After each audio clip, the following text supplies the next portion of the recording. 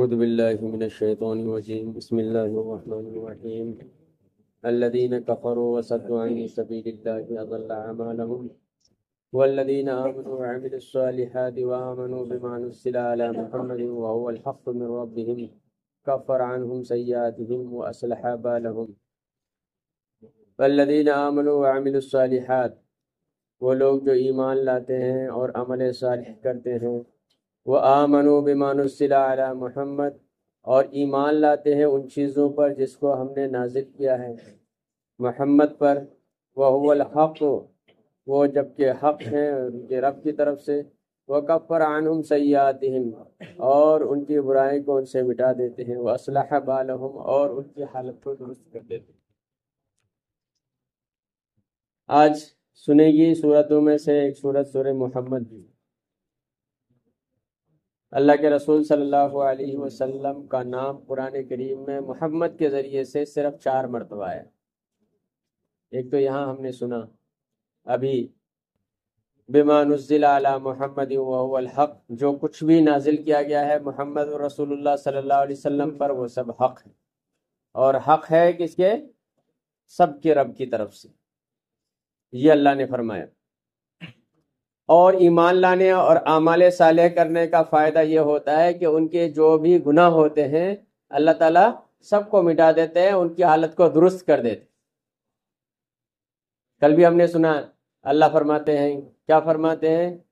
قل یا عبادی الذین اسرفوا علی انفسہم، ہمارے ان بندوں کو کہہ دیجئے جو اپنے آپ کو بہت زیادہ تباہی میں ڈال دیے، ہلاکت میں ڈال دیے، اپنے آپ پر بہت ظلم کر دیے، لا تقنطوا من رحمت اللہ، وہ بندے اللہ کی رحمت سے نا امید نہ ہو۔ ان اللہ یغفر الذنوب جميعا، اللہ تعالیٰ سارا کا سارا گناہ معاف کر دے گا۔ آج بھی فرما رہے اللہ کہ جو محمد پر نازل ہوا سب کچھ حق ہے تمہارے رب کی طرف سے، اگر تم مان لو گے، عمل صالح کرو گے، ایمان رکھو گے تو اللہ تعالیٰ تمہارے سیئات کو مٹا دیں گے، کفر عنہم سیئاتہم، ان کے سیئات کو مٹا دیں گے اور ان کی حالت کو درست کر دیں گے۔ تو جیسا بھی آیا کہ اللہ کے رسول صلی اللہ علیہ وسلم کا نام محمد کے ذریعے سے صرف قرآن کریم میں کئی جگہ ہے؟ 4 جگہ۔ ایک سورہ آل عمران میں آیت 144، سورہ آل عمران آیت 144، وما محمد الا رسول قد خلت من قبله الرسل افإن مات او قتل انقلبتم على اعقابكم ولن ينقلب على عقبيه فلن يضر الله شيئا وسيجزي الله الشاكرين۔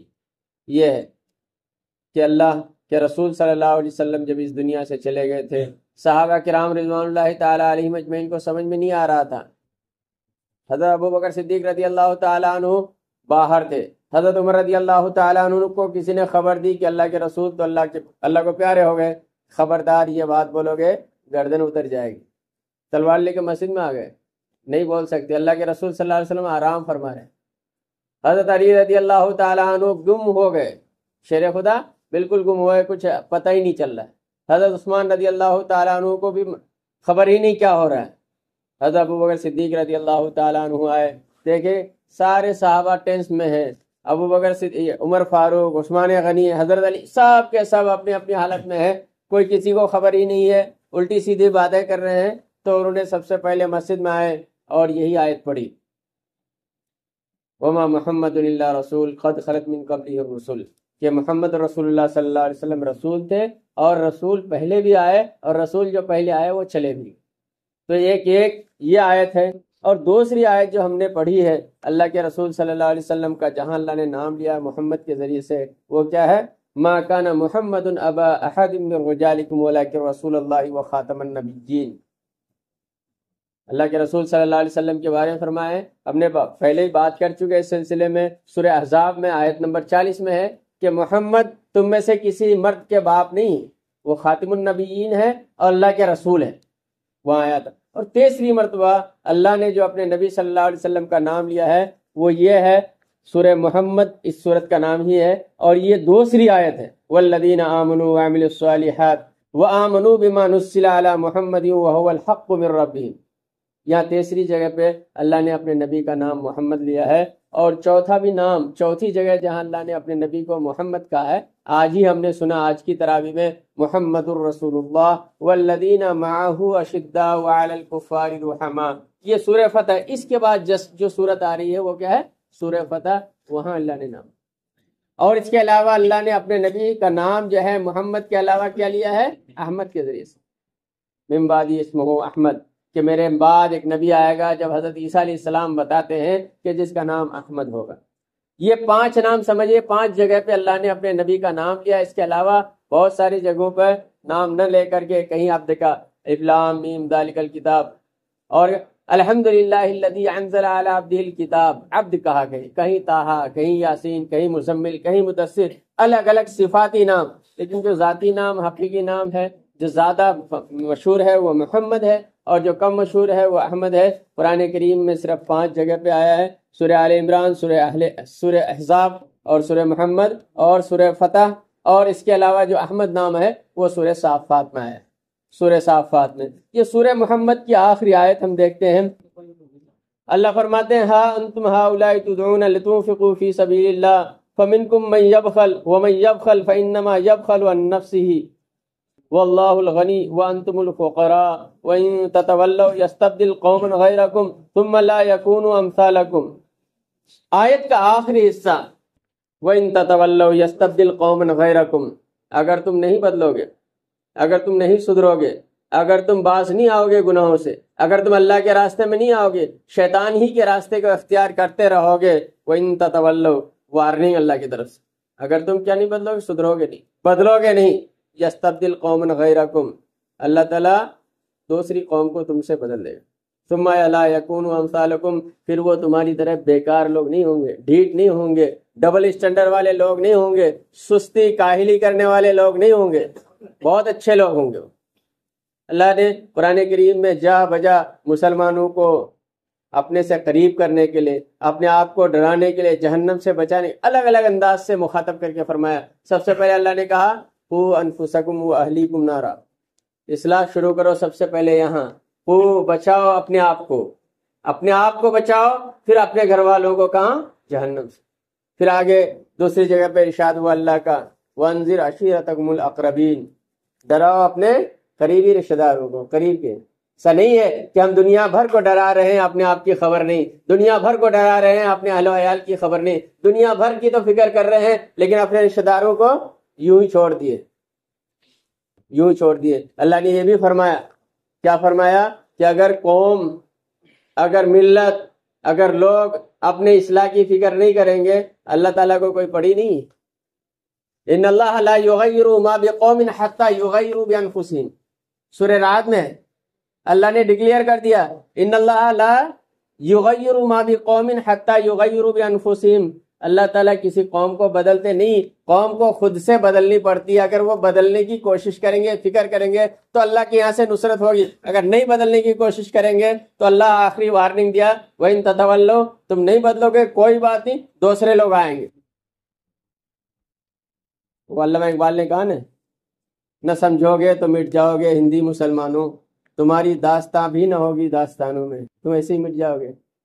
اور اسی طریقے سے وطن کی فکر کر ناداں مصیبت آنے والی ہے، تمہارے بربادیوں کے مشورے ہو رہے ہیں آسمانوں میں، الگ الگ چیزوں۔ تو اس ٹائم اس ضمن میں وطن کی فکر کرنے کے لیے کہا تھا، انگریز کے خلاف مسلمانوں کو متحد کرنے کے لیے، اور کہا تھا تمہاری بربادیوں کے مشورے ہو رہے ہیں آسمانوں میں۔ وہ مشورے آسمانوں میں جو علامہ اقبال کو سمجھتے ہیں، ان میں سے بعض نے کہا ہے کہ یہ آسمان سے مراد ویسٹ کے پارلیمنٹ سے، اسمبلیز ہے، کہ وہاں تمہیں کس طریقے سے برباد کیا جائے گا، تمہارے اندر اخلاقی برائیاں کس طریقے سے لی جا رہی، یہ ساری تمہیں پولیٹیکلی کیسے کمزور کیا جائے گا، اکونومکلی کیسے کمزور کیا جائے گا، یہ سب مشورے ویسٹ کے اسمبلیوں میں ہو رہے، پارلیمنٹس ہو رہے۔ لیکن آج خالی ویسٹ نہیں، ویسٹ کے ساتھ ساتھ ایسٹ بھی ہے، آپ کا دلی بھی ہے، آپ کا ناگپور بھی ہے، آپ کا لکھنؤ بھی ہے، آپ کا اور تو اور آپ کا جدہ بھی ہے، آپ کا ریاض بھی ہے، آپ کا کیرو بھی ہے۔ کہاں نہیں ہے مسلمانوں کے بربادیوں کے مشورے، کہاں نہیں ہو؟ اللہ نے وارننگ دے، اگر نہیں سدھرو گے تو ہم بدل دیں گے۔ ابھی بہت سارے ایسی چیزیں آ رہی جس سے ہم دل برداشتہ ہو جاتے ہیں، دل ٹوٹ جاتا ہے، حوصلے پست ہو جاتے ہیں، لیکن کچھ چیزیں ایسی بھی آتی ہیں اسی بیچ میں جس سے حوصلہ بھی ملتا ہے۔ ابھی اسی رمضان میں 8-10 دن پہلے ایک فیصلہ لیا گیا اسی ویسٹ کے پارلیمنٹ میں، جس ویسٹ کے پارلیمنٹ میں مسلمانوں کو کمزور کرنے، مسلمانوں کے اندر خرافات بھرنے، مسلمانوں کو دین سے دور، دنیا سے دور، علم سے دور کرنے کے لیے فیصلے لیے جاتے ہیں، اسی ویسٹ میں ایک فیصلہ یہ ہوا کہ ایک مفتی صاحب، اس مفتی صاحب کو یو کے ایجوکیشن منسٹر بنا دیا گیا. اور وہ مفتی صاحب بھی کیسے؟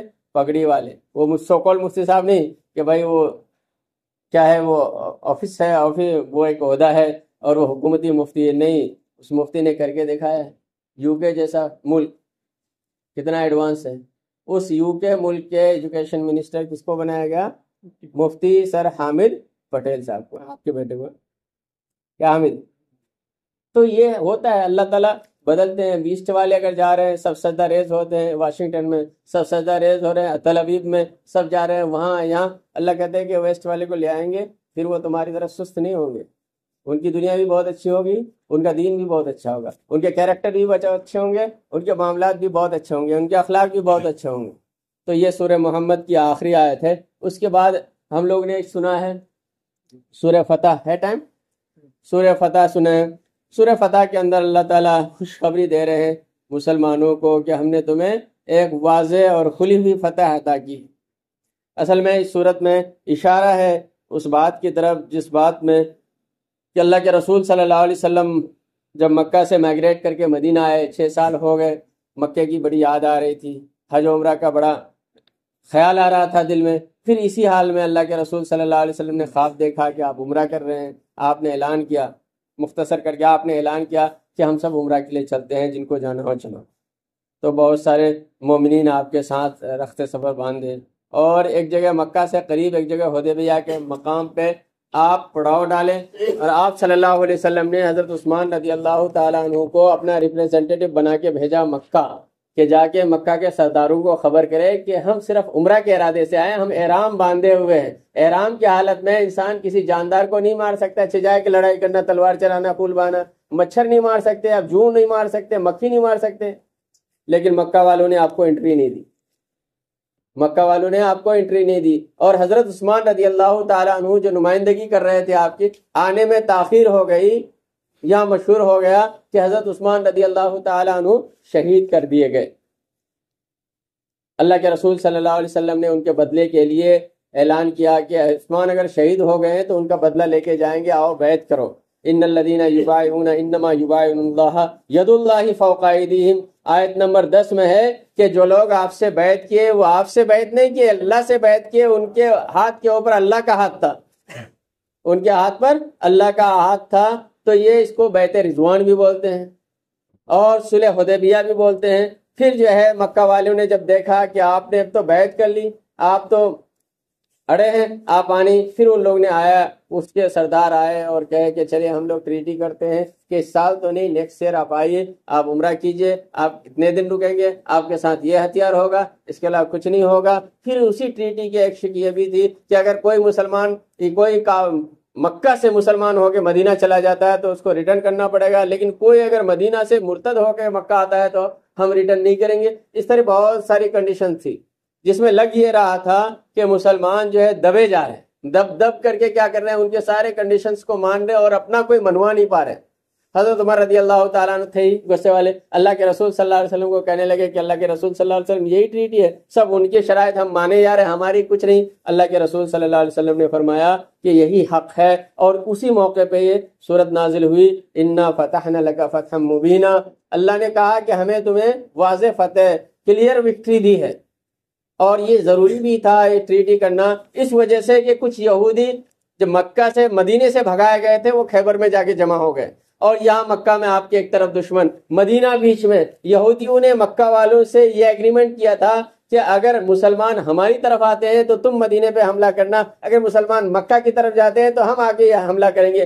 دو دشمن کے بیچ میں ایک اکیلا اسلام اور مسلمان. اللہ کے رسول صلی اللہ علیہ وسلم نے مناسب سمجھا ایک کو تو کم سے کم مصالحت کے ذریعے سے تیار کر لیا جائے. یہ یہودی وہ ہیں جو ہمیشہ وعدہ توڑتے ہیں، کبھی وعدے پر جمتے نہیں. آج کل تو روزمرہ کا مشاہدہ ہے، دیکھ رہے ہیں سوشل میڈیا کے ذریعے سے، نیوز کے ذریعے سے، چینلوں کے ذریعے سے. یہ یہودی تو وہ ہیں جو مصالحت توڑیں گے، لیکن یہ مکہ والے وعدے کے بڑے پاسدار ہوتے ہیں. اللہ کے رسول صلی اللہ علیہ وسلم نے ان سے وعدہ کیا، اور یہ 6 ہجری کا واقعہ ہے.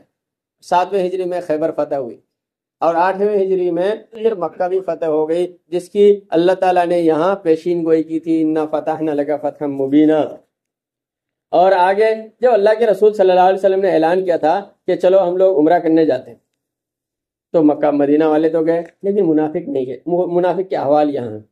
بل ظننتم ان لن ينقلب الرسول والمؤمنون الى اہلہم، یہ منافق جو ہے ہمیشہ گڑبڑی کرتے تھے۔ سیقول لک المخلفون من الاعراب، یہ جو دیہاتی لوگ ہیں یہ پیچھے رہ جائیں گے اور یہ کریں گے کہ ہم مال اولاد کی وجہ سے پیچھے رہ گئے، ہمارے لیے مغفرت کیجیے۔ اللہ فرماتے ہیں یقولون بألسنتہم ما فی قلوبہم ما لیس فی قلوبہم، وہ زبان سے وہ بولتے ہیں جس کے دل میں وہ ہوتا نہیں۔ ان کے دل میں کیا تھا؟ اللہ آگے فرماتے ہیں بل ظننتم، بلکہ وہ خیال یہ کر رہے تھے اللہ ينقلب الرسول والمؤمنون الى اہلہم ابدا، کہ یہ مسلمان اور یہ اللہ کے رسول جو کہاں جا رہے ہیں؟ مکہ جا رہے ہیں، مکہ والے ان کو ختم کر دیں گے، یہ واپس اپنے اہل و عیال کے پاس آئیں گی۔ لن ينقلب الرسول، نہ رسول لوٹیں گے اور نہ مومن لوٹیں گے، کہاں؟ الى اہلہم، اپنے گھر والوں کے پاس، اور لفظ کیا بولتے ہیں؟ ابدا، کبھی نہیں۔ یہ اللہ فرماتے ہیں کہ منافقوں کے دل میں یہ خیال تھا۔ پھر آگے ایک اور ذکر ہے، واقعہ ہے، اللہ فرماتے ہیں کہ یہ اللہ ہی کی ملکیت ہے، زمین بھی اللہ کی، آسمان بھی اللہ کے۔ ہاں، سیقول المخلفون اذا انقلبتم الى مغانم لتاخذوها ذرونا نتبعکم۔ ایک اور واقعے کی طرف اس آیت سے اشارہ فرما رہے ہیں۔ اشارہ یہ ہے کہ جب 6 ہجری میں اللہ کے رسول صلی اللہ علیہ وسلم نے اعلان کیا تو منافق ڈر سے گئے نہیں کہ جائیں گے سب ختم ہو جائیں گے، ہم بھی ختم ہو جائیں گے، اس سے اچھا ہے گھر میں بیٹھے رہو۔ لیکن جب سن 7 ہجری میں اللہ کے رسول صلی اللہ علیہ وسلم نے اعلان کیا کہ چلو اب جائیں گے خیبر، وہاں یہودیوں نے عہد شکنی کی ہے، وعدے کو توڑا ہے، وہاں جا کے ہم لوگ جہاد کریں گے۔ اور یہودی چونکہ یہ بزدل قوم، سامنے آنے والی قوم نہیں ہے، دوسرے کے کندھے پہ بندوق رکھ کر چلانے والی قوم ہوتی ہے، تو یہ منافقوں کو بھی اتنا لگ رہا تھا کہ نہیں وہاں تو ہے، وہاں جائیں گے، وہ بہت زیادہ زرخیز علاقہ ہے، فرٹائل ہے، بہت زیادہ مال و دولت ہے، وہاں جائیں گے اللہ کے رسول یقیناً جیتیں گے، وہاں جیتیں گے تو بہت سارا مال و دولت ملے گا اور مال و دولت میں ہمارا بھی شیئر ہوگا۔ جب 7 ہجری میں اعلان ہوا تو وہ کہنے لگے ہم بھی جائیں گے۔ اللہ فرمائے نہیں، اب ان کو منع کرو، یہ نہیں جا سکتے۔ اس غزوے میں وہی جائے گا جو مکہ حدیبیہ کے ٹائم، جو 6 ہجری میں جو آپ کے ساتھ عمرہ کی نیت سے مکہ کی طرف جانے والے تھے، وہی لوگ جائیں گے۔ اس کے علاوہ جو پیچھے پیچھے رہ گئے تھے کہ ہمارے مال نے، ہماری اولاد نے، ہم بیمار تھے، یہ سارے بہانے کر کے جو پیچھے رہنے والے لوگ تھے ان کو مت لے جائیے۔ تو اب یہ لوگ کیا کہیں گے؟ یہ لوگ یہ منافقین کہیں گے ہم سے آپ حسد کرتے ہیں، اس وجہ سے حسد کرتے ہیں کہ ہمیں مال مل جائے۔ اللہ نے یہ فرمایا کہ پیچھے رہ جانے والوں سے کہیے کہ ایک اور جنگ آنے والی ہے اور بہت خطرناک جنگ آنے والی، اس جنگ میں اگر تم جاؤ گے تو تمہیں وہاں مال و دولت ملے گی۔ اور وہ جنگ کے بارے میں مفسرین نے کہا ہے کہ یہ جنگ جو ہے حضرت عمر رضی اللہ تعالیٰ عنہ کے زمانے میں رومن امپائر اور پرشین امپائر کے ساتھ ہونے والی جنگیں تھی، وہی تھی۔ اور اللہ آگے یہ بھی فرماتے ہیں وَإِن تُطِيعُوا يُؤْتِكُمُ اللَّهُ أَجْرًا حَسَنًا، کہ اس جنگ میں اگر جاؤ گے تو اللہ تمہیں اجر حسن دے گا۔ وَإِن تَتَوَلَّوْا كَمَا تَوَلَّيْتُم مِّن قَبْلُ، اور اگر وہاں بھی پیچھے رہے جیسا اللہ کے رسول صلی اللہ علیہ وسلم کے ساتھ عمرہ کرنے جانے کے وقت پیچھے رہے تھے، يُعَذِّبْكُمْ عَذَابًا أَلِيمًا، تو اللہ تمہیں دردناک عذاب دے گا۔